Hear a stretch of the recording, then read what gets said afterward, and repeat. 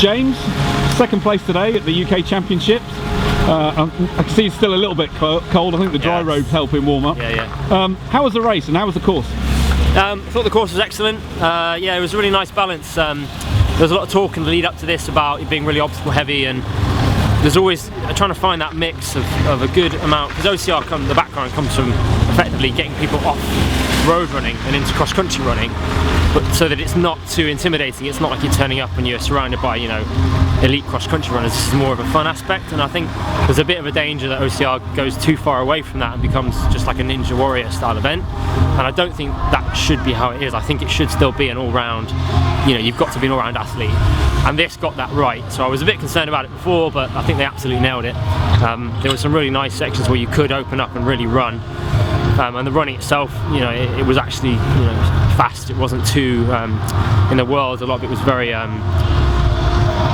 too technical to be running, like you're climbing over tree roots and trees, and you spend half the time kind of stumbling rather than actually running. This was actual running, so that was good. And the obstacles that were built, again, like, it's also finding that balance where things are challenging, but not so that people can't complete it. I think you always want to find a balance where, say, 80% of people can do it on their first go, probably 90% on their second go, and then the 10% that can't complete it need to feel like with a bit of training that they can, because that'll bring them back, and that's the kind of thing that will change their life. They go away and think, well, you know, I need to lose a bit of weight, or I need to get a bit stronger, or I need to have a more positive mental attitude, and they can work on that. Whereas if you make it too difficult and, you know, 20% of people are finishing it, that 80% realise they're never going to do it and they won't come back. So I think if we want this to continue to grow as a sport, it's about finding that nice balance between, you know, a good hard run, and then obviously the obstacles that you do are challenging and are difficult and are, you know, there's enough of them, but they're also achievable. And then it comes down to legitimately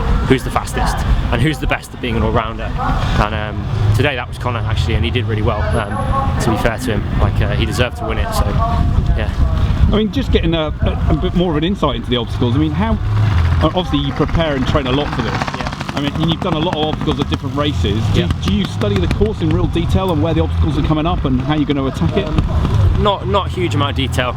It's hard because there's still, one thing I think that they could change in the future is produce better course maps with actual listings on where things are. There's still an element of, like, they try and keep things secret because they think it makes it more mysterious somehow, and I think there was a time and a place for that when that was kind of fun, but again, like, you know, a championship course, you should be allowed to look at it and understand and make tactical decisions based on what's coming where. And obviously you can never know everything, and you can never memorize everything, but it's still good to know. Like, I tend to look at it and think, you know, what's halfway, what's 3/4 of the way, so that I know when I get to that point I can really start cranking it up, or if there's going to be particularly dense obstacle areas and I can have a chance to look at them before, then I will.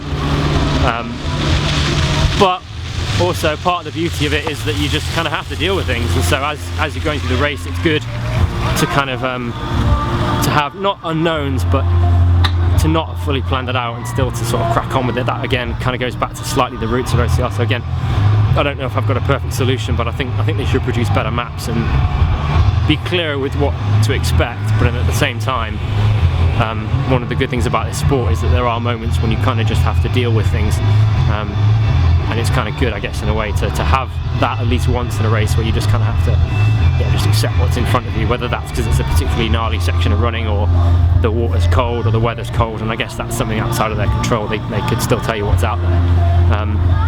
But yeah, the training wise, I'll try and train specifically for a lot of this stuff, and having done it today, I need to now train more for the rings because I lost a lot of time on that.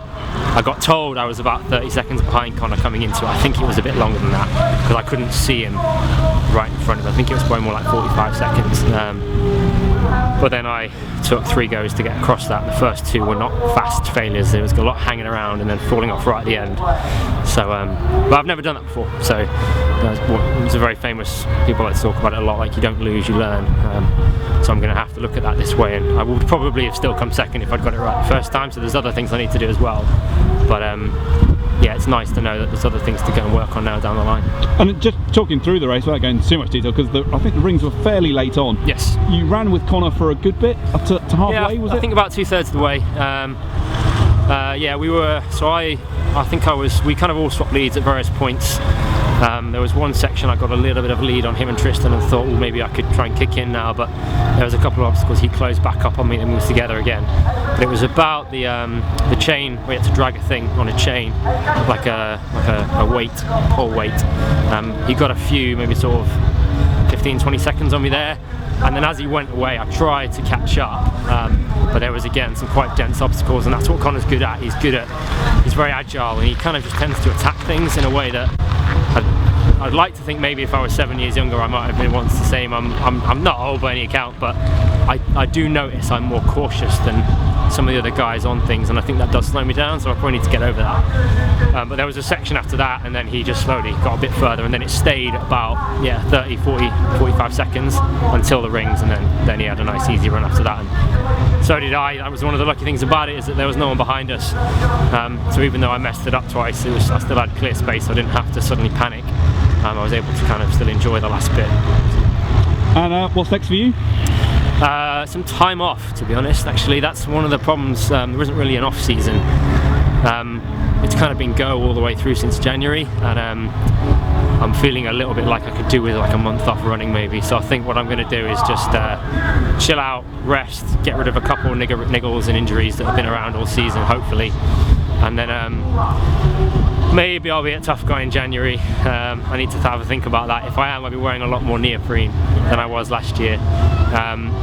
But I must admit, as I was racing today, I mean, this was kind of cold enough, and it's not even that bad. There was a part of me as I was running around was like, I'm not doing Tough Guy, like, without wanting to utter X amount of swear words. I was uttering a lot, thinking there's no effing way I'm doing that. But it's one of those races where it's very hard to not be there, and I've got such a kind of history with it. Wait and see. I have got a trip to Uganda literally the week later, which I'm being paid to do for 2 weeks. So I need to look at that and check that if I can't afford to get injured, that's the only thing.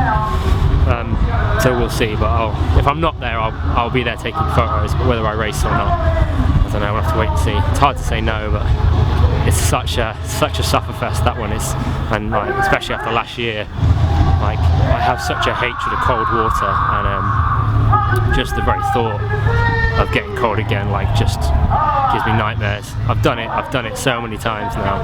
It's hard to keep motivating yourself to want to go back. So. Well, I can see you talking yourself out of it. I think you should go and get a cup of tea, get warm, and then well, more positive stuff. You talk yourself out of it, and then, you know, a week before you go, oh, go on, then why not? When you sign up. So every year I've said that for the last 2 or 3 years. I'm not going to do it this year. I'm not going to do it this year. I'm taking a year off, and then I'm there on the start line. So we'll see. Well, we hope you are there along the start line. Thanks, man. We wish you all the best. Congratulations again today. Cheers. Thanks.